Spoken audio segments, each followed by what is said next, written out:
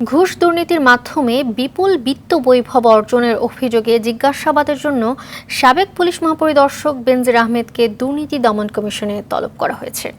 সে অনুযায়ী আজ দুদকে তার হাজির হওয়ার দিন। আজ দ্বিতীয়বার সুযোগ পেয়েও এ দফায় হাজির না হলে আত্মপক্ষ সমর্থনের সুযোগ হারাবেন তিনি। এছাড়া একই অভিযোগের বিষয়ে জিজ্ঞাসাবাদের জন্য কাল সোমবার বেনজিরের স্ত্রী ও দুই মেয়েকেও দ্বিতীয়বারের মতো তলব করা হয়েছে। তলবে হাজির না হলে তাদের ক্ষেত্রেও একই ঘটনা ঘটবে। এর মধ্যেই গত 6 জুন বেনজিরকে এবং 9 জুন তার স্ত্রী জিশান মির্জা ও দুই মেয়েকে জিজ্ঞাসাবাদের জন্য প্রথম দফায় তলব করেছিল দুদক। ওই সময় বেনজিরের পক্ষে সময় চেয়ে দুদকে আবেদন করা হয়। নগদের কাছে সব গ্রাহকই প্রিয়, তাই তো সারা দেশে ক্যাশ আউট চার্জ সবচেয়ে কম। দর্শক, এই বিষয়ে আরো জানাতে দুদক কার্যালয় থেকে সরাসরি যুক্ত হচ্ছেন সহকর্মী ইকবাল অনেক। পুলিশের সাবেক মহাপরিদর্শক বেনজির আহমেদের দুদকে আসার কথা রয়েছে, তো সেই বিষয়ে আপনার কাছে সর্বশেষ কি তথ্য আছে জানাবেন আমাদের। মালিহা, আপনি যেমনটি বলছিলেন যে নগদের কাছে সব গ্রাহকই প্রিয়, তাই তো সারা দেশে ক্যাশ আউট চার্জ সবচেয়ে কম। পুলিশের সাবেক মহাপরিদর্শক বেনজির আহমেদের কিন্তু আজকে দুদকে আসার কথা রয়েছে।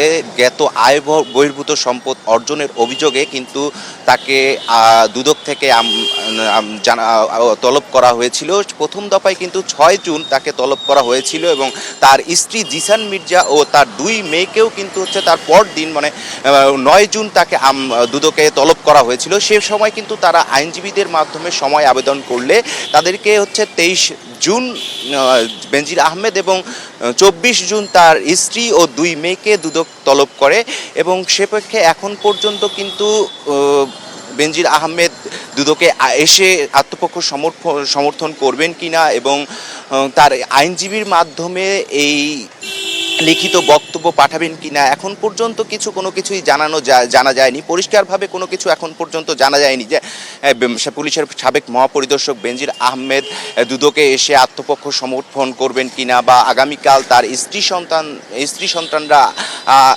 দুদকে আসবেন কিনা এ বিষয়টি এখন পর্যন্ত পরিষ্কার হয়নি।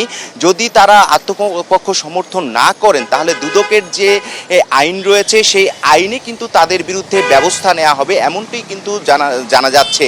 আরেকটি বিষয়ে সূত্র থেকে আমরা জানতে পেরেছি বেনজির আহমেদ এখনো দেশে আছেন কিনা বা দেশে ফিরেছেন কিনা, তিনি বিদেশে আছেন কিনা এ বিষয়গুলোও কিন্তু নিশ্চিত হওয়া যায়নি। অনেক কিছু মাধ্যম থেকে এখন পর্যন্ত আমরা জানতে পেরেছি যে দুদকের তরফ থেকেও জানানো হয়েছে তার যে জ্ঞাত আয় বহির্ভূত সম্পত্তি অর্জনের যে অভিযোগগুলো রয়েছে সেগুলোর কিন্তু আংশিক প্রমাণ কিন্তু দুদক পেয়েছে। এই বিষয়গুলো নিয়ে কিন্তু আজকে আত্মপক্ষ সমর্থন করার কথা রয়েছে সাবেক মহাপরিদর্শক পুলিশের বেনজির আহমেদের, কিন্তু তিনি যদি না আসেন তাহলে আত্মপক্ষ সমর্থন করার সুযোগ থাকবে না। মানে পরবর্তীতে যদি তিনি আসেন কিংবা তার আইনজীবীর মাধ্যমে আত্মপক্ষ লিখিত বক্তব্য প্রেরণ করেন তাহলে আমরা আপনার মাধ্যমে জানাতে পারবো। এই ছিল সর্বশেষ অবস্থা আমার কাছে। ধন্যবাদ আপনাকে।